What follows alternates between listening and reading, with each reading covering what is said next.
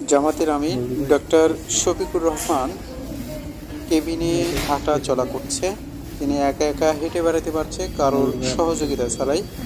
হাসপাতালের কেবিনের বাইরে তিনি পায়চারি করছে এবং দেখাই যাচ্ছে একটা লাঠির উপর ভর করে একজন তার সহকারী আছে, যে পিএস আছে, তার সাথে করে কিন্তু তিনি হেঁটে বেড়াচ্ছে হসপিটালের বারান্দায়।